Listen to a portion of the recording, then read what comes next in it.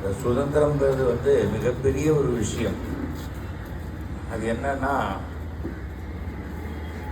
எத்தனையோ லட்சக்கணக்கான பேர் உயிரை கொடுத்து வாங்கப்பட்ட சுதந்திரம் இது. இன்னைக்கு ஆனால் நம்ம பாக்கெட்லேருந்து நம்ம கையை விட்டு நம்ம பணம் எடுத்துக்கிறது தான் சுதந்திரம். ஆனால் எய்த்தவங்க பாக்கெட்லேயும் கையை விடுவேன், அதுவும் சுதந்திரம்னு நினைக்கக்கூடிய அளவுக்கு சில சமயம் ஆகிவிடுகிறது.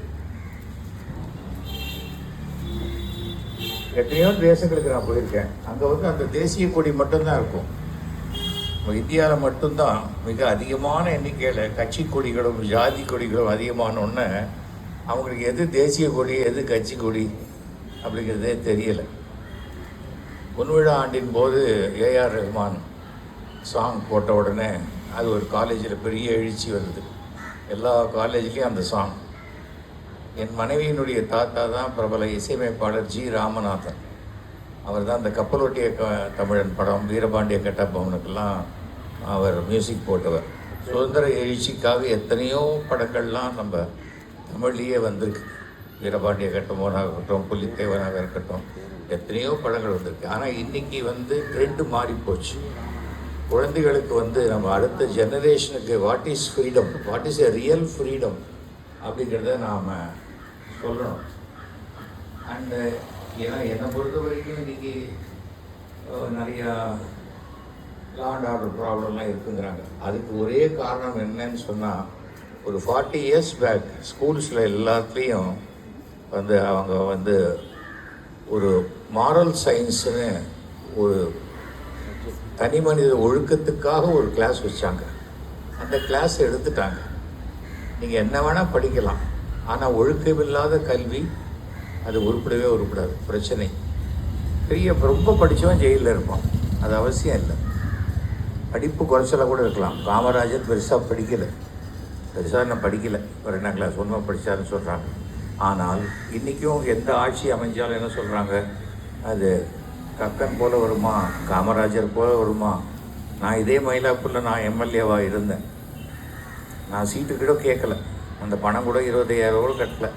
இருந்தாலும் எனக்கு சீட் கொடுத்தாங்க. அன்றைக்கி ஒரு சேலஞ்சு வச்சுக்கிட்டேன், ஒரு வேளை நான் ஜெயிச்சிட்டா ஒரு பைசா கூட எந்த கமிஷனும் இல்லாமல் நான் பண்ண முடியுமா இல்லையா பார்த்துடலாம் அப்படிங்கிறது தான் என்னுடைய சேலஞ்ச். எனக்குள்ளே நான் வச்சுக்கிட்டது. என் ஃபேமிலிக்கு மட்டும் தெரியும். ஏன்னா சாதாரணமாக கவுன்சிலராக இருக்கிறவங்க குறைஞ்சபட்சம் ஒரு 5 கோடி ரூபாயாவது சம்பாதிக்கணும்னு ஒரு டார்கெட்டில் வரும்போது, இப்போ எம்எல்ஏ நீயே 5 கோடி தான், நான் எம்எல்ஏ நான் எவ்வளோ அப்படிங்கிற மாதிரி தான் ஒன்றுத்துக்கும் ஒரு டார்கெட் ஃபிக்ஸ் பண்ணி அரசியல் வியாபாரமாக போகக்கூடிய சூழ்நிலை ஆயிடுச்சு.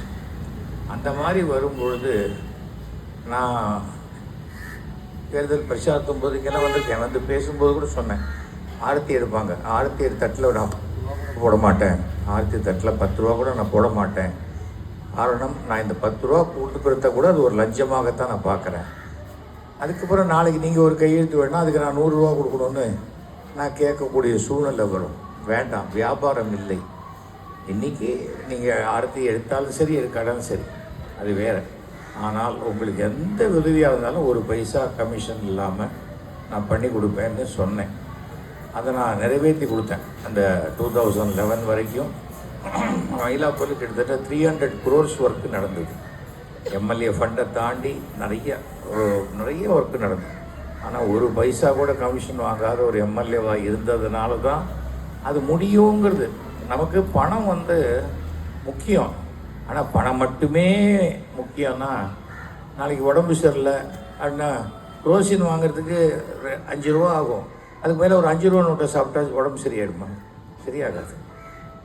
ஒரு 10,000 ரூபா சம்பாதிக்கிறவன் ஒரு காலையில் 4 இட்லி சாப்பிட்றான். நாளைக்கு திடீர்னு அவனே 10 லட்ச ரூபா சம்பாதிச்சா 40,000 இட்லி சாப்பிட்றானா? It's not possible. பணம் மட்டுமே முக்கியம் இல்லை. பணத்தை தாண்டி ஒழுக்கம், 2 விதமாக தான் லைஃப்பில் வாழ முடியும். ஒன்று, எவ்வளோ சம்பாதிக்கிறோமோ அதுக்குள்ளே பிளான் பண்ணி வாழறது. இல்லை, எப்படி வாழணும்னு நினைக்கிறோமோ அதுக்கேற்ற மாதிரி நேர்மையாக சம்பாதிக்கிறது. இன்றைக்கி பாருங்கள், எத்தனையோ பேர் சிட் ஃபண்டில் பணம் போடுறேன், அங்கே போடுறேன், இங்கே போடுறேன், ஏமாந்து போகிறதுக்கு காரணம் என்ன? பேராசை.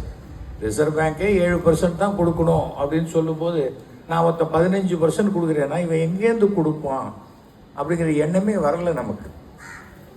அவன் என்ன பண்ணுறான், முதல்ல 4 பேர் ஆசையை தூண்டுற மாதிரி முதல்ல ஒரு 10-15 பேருக்கு 15% கொடுத்தோடனே அவன் ஓடி போய் எல்லாருக்கும் கேம்பெயின் பண்ணுறான். எனக்கு 15% வந்துடுச்சு மச்சான், நீயும் போடு ப்ளீஸ் போடு.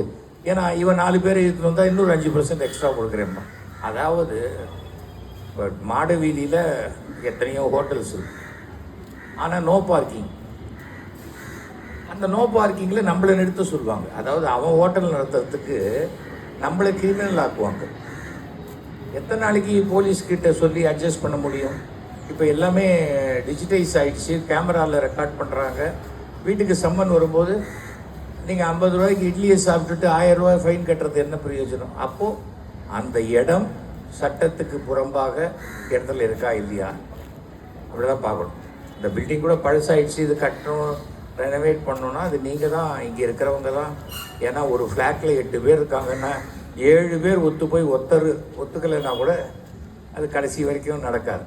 இது ஒற்றுமை தான் உயர்வு, அதை அண்டர்ஸ்டாண்ட் பண்ணிக்கணும்.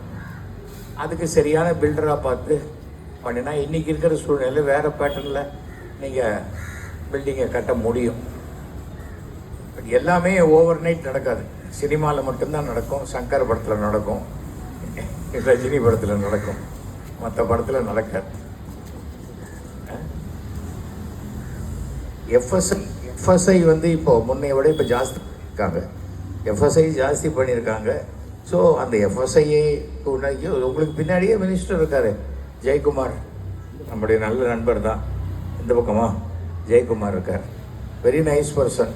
எந்த காலத்துலேயும் எப்போவுமே என்ன உண்டோ செய்வார். தவிர வந்து அரசாங்கம் என்பது கட்சி இல்லாமல் சராசரி குடிமகனாக ஒரு ஆர்கனைசேஷனாக போனாலே நமக்கு என்ன உண்டோ செய்வதற்கு உண்டான நல்ல அதிகாரிகள்லாம் இருக்காங்க. நம்ம சோம்பேறித்தனப்பட்டுக்கிட்டு நடுவில் இடைத்தரகர்கள் புரோக்கரை வச்சுக்கிட்டு நம்ம போகும்போது 10 ரூபா கொடுக்கணும்னு சொன்னால் அவன் 100 ரூபாய் ஆகிடும். அவ்வளோதான். நான் இது வரைக்கும் 1 பைசா லஞ்சம் கொடுத்ததில்லை, பிளாக்கில் டிக்கெட் வாங்கி நான் சினிமா பார்த்ததில்லை, லாஸ்ட் மினிட்ல பணம் கொடுத்து ட்ரெயினில் போய் டிடிஆர்கிட்ட பணம் கொடுத்து ஒரு சீட்டு கேட்டதில்லை. ஆச்சு எனக்கு. நான் இந்த December 26 வந்ததுன்னா I am completing 74 and starting 75, 75வது வயதை நான் ரீச் பண்ணுறேன். ஸோ என்னை பொறுத்த வரைக்கும் லைஃப்பில் discipline is the best thing in life. அதுதான் எங்கள் அப்பா எனக்கு சொல்லி கொடுத்தது. And I am a teetotaller, I don't drink, I don't smoke. அந்த மாதிரி நிறைய டாஸ்மாக் கடை வந்துருச்சு, சொசைட்டி கெட்டு போச்சு. நம்ம குடிக்கலைன்னா டாஸ்மாக் கடையை வச்சுட்டு அவங்க என்ன பண்ண போகிறாங்க? இல்லை கடை ஆரம்பிச்சிட்டாங்க, நம்ம குடிக்கலைன்னா எப்படி அப்படின்னா எத்தனையோ மருந்து கடையில் விஷம் கூட தான் வைக்குது, வாங்கி குடிக்கிறோமா? நாம் பண்ணுற தப்புக்கு கவர்மெண்ட்டை போய் குறை சொல்கிறதோ அதுவோ அர்த்தமே இல்லை. இது வந்து this is the one of the roads, டைரெக்டாக பீச்சை கனெக்ட் பண்ணுற ரோடு. நான் இதில் ஸ்கூட்டர்லலாம் போயிருக்கேன் 70s. இது நல்லா இருக்கும், ஏன்னா இது பெங்களூர் ரோடு மாதிரி ஸ்டீப்பாக மேலே ஏறும் இந்த ரோடு. அவர் வந்து ஹவுசிங் போர்டு வீடுங்கிறாங்க, சமத்துவபுரம் கட்டுறேங்கிறாங்க. ஹவுசிங் போர்டே சமத்துவபுரம் தான். ஏதாவது ஹவுசிங் போர்டு ஒரு குறிப்பிட்ட ஜாதின்னு இருக்கிறதுக்கா? கிடையாது. இப்போ இதையே எங்கேயும் எடுத்துக்காங்களா? இங்கே எல்லாருமே ஒரே கம்யூனிட்டியாக கிடையாது, டிஃப்ரெண்ட் கம்யூனிட்டி ஒன்றா தானே இருக்கும். ஜனங்களுக்குள்ளே எந்த சண்டையும் கிடையாது. தேர்தல் வரும்போது கட்சின்னு உள்ளே வரும்போது தான் எல்லாம் வரும். அதனால தான் எனக்கு சில சமயம் நம்ம ஒரு சார்ந்த கட்சியே சில சமயம் பிடிக்க மாட்டேங்குது. நான் எல்லாருக்கும் பிடித்தவனாகத்தான் இருக்கணும்னு பார்க்குறேனே தவிர ஒரு கட்சி சாயத்தை பூசிக்கிட்டு கட்சிக்காக இந்த மதம் அந்த மதம், எல்லா மதமும் ஒன்று தான் சொல்லுது, இந்து கிறிஸ்டியன் முஸ்லீம். ஒரு தடவை மகா பெரியவர் சொன்னார், ரயில்வே ஸ்டேஷனில் 3 பேர் இறங்குறாங்க. அந்த 3 பேர், ஒருத்தர் ஆட்டோ ரிக்ஷாவில் வீட்டுக்கு போகிறார், இன்னொருத்தர் சைக்கிள் ரிக்ஷாவில் வீட்டுக்கு போகிறார், இன்னொருத்தர் டாக்ஸியில் வீட்டுக்கு போகிறார். அந்த போகிறாங்க பாருங்கள், அதுதான் மதம். ஆக மொத்தம் அவங்க வீட்டுக்கு போய் சேர்றாங்க, அவ்வளோதான். அதுக்கு மேலே ஒன்றுமே கிடையாது. இதை ரொம்ப மதம் பிடிச்சு ஆடுறது தான். உன் மதம் வசத்தின்னு சொல்லிக்கோ, ஆனால் அடுத்த மதம் தாழ்வுன்னு சொல்கிறது மிக கடுமையாக கண்டிக்கப்பட வேண்டிய ஒரு விஷயம். நமக்கு என்ன உண்டோ அதை நாம் சந்தோஷமாக அனுபவிக்கணுமே தவிர, எங்கள் வீட்டில் சின்ன வயசில் நாங்களாம் சாப்பிடுவோம், எனக்கு அது வேணும் அப்படின்னு இன்னொரு தட்டை காமிச்சா கையில் ஸ்லேலால் அடிப்பாருங்க அப்பா. உனக்கு என்ன வேணும்னு கேளு, எதுக்கு இன்னொரு தட்டை காட்டுற அப்படிம்பார். அதாவது never compare your self, never compare your children with neighbours children. அந்த நெய்பர் சில்ட்ரன் அவங்க அப்பா அம்மாவுக்கு பிறந்தவங்க, நம்ம குழந்தை நமக்கு பிறந்தவங்க. நம்ம குழந்தை எப்படி அவங்க குழந்தை மாதிரி இருக்கணும்னு ஆசைப்பட முடியும்? நம்ம ஜீன் தானே அதில் ஓடும். அதுதான் ப்ளசண்ட்டாக வச்சுக்கணும் லைஃப்பை. இங்கே பக்கத்து வீட்டோட சண்டை, எய்த்து வீட்டோட சண்டை, மாடி வீட்டோட சண்டைன்னா நீங்கள் எப்படி வாழ முடியும்? வாழவே முடியாது. அது ஒன்று தான். அதெல்லாம் பார்த்துக்கிட்டு நம்ம லைஃப் நல்லபடியாக இருக்கணும். நான் வந்து இது வரைக்கும் this is my 50th year of my drama troupe. என்னுடைய நாடகப்பிரியா ட்ராமா ட்ரூப் ஆரம்பித்து இது 50th year. So far we have completed 7,000 shows on stage, 7,000 drama. It is a record in Tamil stage or rather South Indian stage கூட சொல்லலாம். இந்த வருஷம் அதனுடைய 7,000வது நாடக விழாவை மாண்புமிகு முதலமைச்சர் வச்சுதான். ஏன்னா என்னுடைய 3,000வது நாடக விழா அன்றைய முதலமைச்சர் ஜெயலலிதா வந்தாங்க. 3,500வது நாடக விழா அன்றைய முதலமைச்சர் கலைஞர் கருணாநிதி வந்தார். அதுக்கப்புறம் 5,000வது நாடக விழா ஜெயலலிதா அவர்கள் அந்த சாவணி ரிலீஸ் பண்ணாங்க. 5,600 மறுபடியும் கலைஞர், துணை முதல்வர் ஸ்டாலின் வந்தார். இப்போது 7,000வது இதில் முதல்வர் ஸ்டாலினும் அதுக்குள்ளே துணை முதல்வர் வந்துட்டால் துணை முதல்வரும் வருவாங்க. அவ்வளோதான். நம்மளை பொறுத்த வரைக்கும் சராசரியாக ஒரு குடிமகனுக்கு என்ன வேணும்னா, பைப்பை திறந்தால் தண்ணி வரணும், சுவிட்சு போட்டால் லைட் எரியணும், ரோடு வந்தால் குழி பள்ளம்லாம் இல்லாமல் ரோடு நல்லா இருக்கணும், பெட்ரோல் டீசல் விலையெல்லாம் குறைச்சலாக இருக்கணும், எல்லாத்தையும் தாண்டி சம்பளம் ஜாஸ்தி வரணும். நமக்கு சம்பளம் ஜாஸ்தி வரணும்னா 10 ரூபா சம்பளம் இன்க்ரீஸ் ஆச்சுன்னா 100 ரூபா செலவு இன்க்ரீஸ் ஆகும். நம்ம ஃபஸ்ட்டு அதை புரிஞ்சுக்கணும். அதுதான் நமக்கு வந்து சம்பளம் எனக்கு வேணாம், இதே விலைவாசி இதுன்னு போடுன்னு சொன்னால் ஒன்றுமே பிரச்சனை இல்லை. இப்போ கூட ஸ்கூல் நோட் புக் விலையெல்லாம் ஏறிடுச்சுங்கிறாங்க. 2018 இப்போது 2018 நாம் என்ன சம்பளம் வாங்கினோம், இப்போ 2024 என்ன சம்பளம் வாங்குகிறோம், அந்த ரேஷியோவில் தான் ஏறப்போகுது. நம்ம கவர்மெண்ட்டு பண்ணினா இத்தனை கொஸ்டின் கேட்குறோம். காலத்தால் கரியா கடைக்கு போனால் இன்றைக்கி கத்திரிக்காய் விலை 80 ரூபான்னா என்ன பாங்குறோம்? அவ்வளோதான்மா, என்ன வாங்கிட்டு தானே வரும். அப்போது நமக்கு வந்து அரசாங்கம் என்பது எல்லாத்தையும் இலவசமாக கொடுக்கணுன்னா தட் இஸ் நாட் ரைட். நம்மளை பொறுத்த வரைக்கும் நம்ம உழைப்பில் சம்பாதிச்சு வந்தால் அதுதான் நிரந்தரமாக நம்மக்கிட்ட இருக்கும். Honesty and straight forwardness. ஏனென்றால் எத்தனை சொன்னாலும் மகாத்மா காந்தி என்ற பெயரை நம்மளால் சுதந்திரம்னா மறக்கவே முடியாது. அதுக்கு அடுத்தது நேதாஜி. நான் கொஞ்சம் நேதாஜி வழி.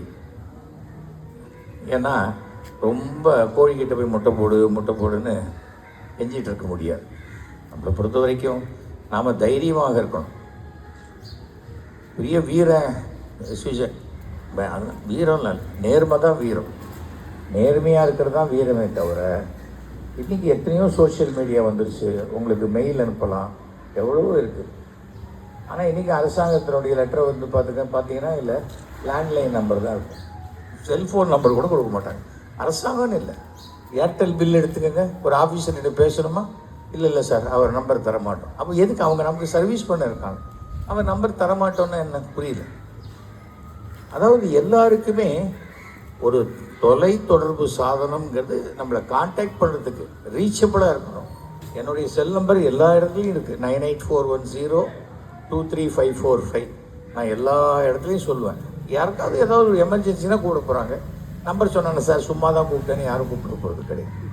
இஃப் தே நீட் எனிதிங், ஒரு அவங்களுக்கு பண்ண முடியலைங்கும் போது நம்மளை கூப்பிட போகிறாங்க. நம்மளால் முடிஞ்சுதான் முடியும் சொல்ல போகிறோம், அவ்வளோதான், வேறு ஒன்றுமே கிடையாது. ஆனால் ஆக்சசிபிலிட்டி இல்லாமல் பப்ளிக் லைஃப்பில் யார் இருந்தாலும், அது எவ்வளோ பெரிய நடிகராக இருந்தாலும், நான் நினச்சா உங்களை காண்டாக்ட் பண்ணுவேன், ஆனால் நீங்கள் நினச்சா என்னை காண்டாக்ட் பண்ண முடியாதுன்னா ஒரு டயத்தில் ஜனங்க அவங்கள ஒதுக்கிடுவாங்க. ஃபஸ்ட்டு அது தெரிஞ்சுக்கணும். நல்ல மனிதன் அப்படிங்கிற பேர் எடுக்கணுங்கிற எண்ணம் இருந்தால் பப்ளிக் லைஃப்பில் நம்ம ஆக்சசிபிலிட்டி இருக்கும். ஆக்சசிபிலிட்டி நான் என்ன ஆக்சஸே நீ பண்ண முடியாது. என் பிஏ கிட்ட பேசு, அவன் இன்னொரு பிஏ கிட்ட பேசு. நான் ஒருத்தர்கிட்ட ஃபோன் பண்ணுறேன், அண்ணன் தூங்குறாருன்னா, மறுபடியும் பேசுகிறேன், அண்ணன் தூங்குறாருன்னா, அப்புறம் பேசுகிறேன் அண்ணன், அப்புறம் ஒய்ஃப் இருக்காங்களான்னு கேட்டேன், அவங்கள கூப்பிட்டாங்க, அவன் சார் அது தூங்குறாருன்னா, எழுப்பி பாருங்கள் கோமாவாக இருக்கும் போது அப்படின்னு. ஏன்னா எவ்வளோ நேரம் ஒருத்தன் தூங்க முடியும்? ஒரு அவாய்ட் பண்ணுறதுக்காக யாரையோ விட்டு ஃபோன் எடுக்கு. நான் இது வரைக்கும் ஃபோன் அடித்தா எடுத்துருவேன். நம்பர் பார்க்குறது. நான் கடன் வாங்கியிருந்தாலும் நம்பர் பார்க்கணும், யார்கிட்டேருந்து வருது, இவன் நம்மளை கேட்க போகிறாங்க. கடன் இல்லாத வாழ்க்கை தான் வாழ்க்கையில் மிக உயர்ந்த வாழ்க்கை. நீங்கள் எந்த காரில் போகிறீங்கன்னு முக்கியம் இல்லை. என் பையன் 55 லட்ச ரூபா கார் வச்சுருக்கான், BMW. எதுக்கடா இது வாங்கினேன்னு கேட்டேன். நான் இது 20 லட்ச ரூபா காரு. எதுக்கு இது? அதோட இது ஏசி நல்லா இருக்குது, ரொம்ப நல்லா இருக்குது, இதில் 7 பேர் போகலாம், இல்லை 5 பேர் தாண்டா போகலாம் அப்படின்னு. இல்லைப்பா இது பிராண்டுன்னா, நம்ம தாண்டா பிராண்டாக இருக்கணும், நம்ம எதுக்குடா பிராண்டு பின்னாடி போகணும் அப்படின்னு. நம்ம பிராண்டாக இருக்கணும். இப்போ நாளைக்கு இந்த ஃப்ளாட்டில் நிறையா விஷயங்கள் பண்ணுறீங்கன்னா, எங்கே இந்த ஏரியாவில் யாரை கேட்டாலும் சார் அந்த டிமாண்டி காலனி அந்த அந்த அந்த வீட்டுக்கிட்ட போங்களேன், அவங்க சொல்லுவாங்க. எல்லாத்துக்கும் இந்த வீடை ஒரு அடையாளமாக்கிடுவாங்க. அதுதான் பிராண்டு. அது அந்த மாதிரி உங்கள் குழந்தைகளை வளர்க்க பாருங்க. அதே தான். அதே போல் ஒழுக்கத்தை சொல்லிக் கொடுங்க, அது ரொம்ப முக்கியம். நான் இது வரைக்கும் இந்தியா, இலங்கை, சிங்கப்பூர், மலேசியா, கோபால் பல்புடி ரேஞ்சுக்கு எல்லா நாட்டிலையும் போய் ட்ராமா போட்டிருக்கேன். But what I found is east or west, our India is best. இந்தியாவை போன்ற ஒரு சிறந்த நாடு உலகத்தில் கிடையாது. அதை தெரிஞ்சுக்கலன்னு வச்சுக்கோங்க, அவன் ஒரே ஒரு மாதம் ஒரு வெளிநாட்டில் போய் இருந்து பார்க்கட்டும், அப்புறம் கதறிட்டு ஓடி வருவோம். இந்த ஊருக்கு ஐயோ நம்ம தாய்நாடு எவ்வளோ பெருசு, இங்கே காரி காரி துப்புருவேன். சிங்கப்பூர் போனால் முழிக்கிறான், ஏன்னா துப்பினா $1000. நமக்கும் சட்டம், அதே சட்டம் இருக்குது. ஆனால் தண்டனைன்னு வரும்போது அது அதிகாரத்துக்கு ஏற்ப அப்படி வளைஞ்சி வளைஞ்சி வளைஞ்சி இந்த ரோட்டில் இந்த இது போடுறாங்க இல்லையா, ரெயின் ஹார்வெஸ்ட். சில பேர் வீட்டுக்கிட்ட போனால் அப்படி போயிடும். அந்த மாதிரி அது இருக்குது. அதனால தான் பிரச்சனை. எல்லாம் சரியாயிடும். குறைகளை மட்டும் சொல்லிக்கிட்டே இருந்தால் போகிறவே குறைகள் இல்லாத மனுஷனும் கிடையாது, குறைகள் இல்லாத இடங்களும் கிடையாது. அதை நம்ம நினச்சிக்கணும். அதே போல் இந்த இந்தியாவிலேயே த பெஸ்ட் ஸ்டேட் அப்படின்னா அது தமிழ்நாடு தான். ஏன்னா அதற்கு காரணம் மக்கள். இந்த தமிழ்நாட்டில் உள்ள மக்கள் அவ்வளோ சாத்வீகமான மக்கள். ஒருத்தன் யாரோ வெட்டுறான், அடிக்கிறான், குத்துறான், கள்ளக்காதல், அது இதுன்னா கூட இது 10 கோடி பேரில் 0.005% தான். பாக்கி அந்த 9 கோடியே 99 லட்சத்து பாக்கி பேர் சரியாக தான் இருக்காங்க. அதுதான் முக்கியம். ஆனால் என்ன பண்ணுவாங்க, பேப்பர் இதில் சோஷியல் மீடியாவில் எது மைனஸோ அதை பெருசு பண்ணி போடுவாங்க. இன்றைக்கி எந்த பசங்களும் ஸ்கூலுக்கு போகல அப்படின்னு போடுவாங்க. பாக்கி எல்லா நாளும் ஸ்கூலுக்கு போகிறாங்களே, அதை இப்போ இன்றைக்கே போட்டிருக்காங்களே, இன்றைக்கி எல்லோரும் ஸ்கூலுக்கு போகிறாங்க, போட மாட்டாங்க. அது என்ன காரணம்னா, நமக்கு எல்லா இடத்துலையும் நம்ம பார்ட்டிசிபேஷனும் இருக்கணும். அப்படி இருந்தால் எங்கள் தெருவில் தண்ணி அடிச்சிக்கிச்சு, அன்றைக்கி நான் கம்பி எடுத்து குத்தினேன். ஐயோ நீங்களே குத்துறீங்க, என்னையே பாத்ரூம் போனால் நானே தான் இது பண்ணிக்கிறேன். அது மாதிரி எங்கள் வீட்டு வாசலில் அடைச்சிட்டு நான் குத்துறேன், இல்லைன்னா தப்பு இருக்குது. இதுக்காக கார்பரேஷன் அதிகாரி வரணும். இதை விட அதிகமாக அடைச்சிக்கிட்ட இடத்துல அவன் போய் நிற்கணும் இல்லையா? என்ன தான் செய்ய முடியும் சொல்லுங்கள்? நம்ம சில விஷயங்களை அண்டர்ஸ்டாண்ட் பண்ணிக்கணும். எமோஷ்னலாக இல்லாமல் ரேஷனலாக யோசித்து பார்த்தா நமக்கு தேவையில்லாத கோபங்கள் வராது. உங்கள் அனைவருக்குமே என்னுடைய மீண்டும் இனிய சுதந்திர தின நல்வாழ்த்துக்களை நான் சொல்லிக்கிறேன். அதான் முக்கியமான ஒரு விஷயம். குழந்தைகளை, அடுத்த ஜெனரேஷன் பீப்புளை நம்ம சரியாக டியூன் பண்ணி வளர்க்கணும். ஒருவேளை ஸ்கூலில் இந்த இது மாதிரி நீதி போதனை வகுப்புகள், மாரல் சயின்ஸ்லாம் இல்லைன்னு சொன்னால் கூட வாரத்தில் ஒரு நாள் அவங்கள உட்காத்தி வச்சு நம்முடைய பாரம்பரியத்தை பற்றி, ஃபோர் ஃபாதர்ஸ் பற்றி, நாட்டை பற்றி இதெல்லாம் சொல்லி நம்ம கொடுக்கணும். அது மாதிரி கொடுத்தா சிறப்பாக லைஃப் இருக்கும். அனைவருக்கும் என்னுடைய மனமார்ந்த வாழ்த்துக்களை தெரிவித்துக் கொள்கிறேன். Thank you for this opportunity. நன்றி, வணக்கம், ஜெய்ஹிந்த்.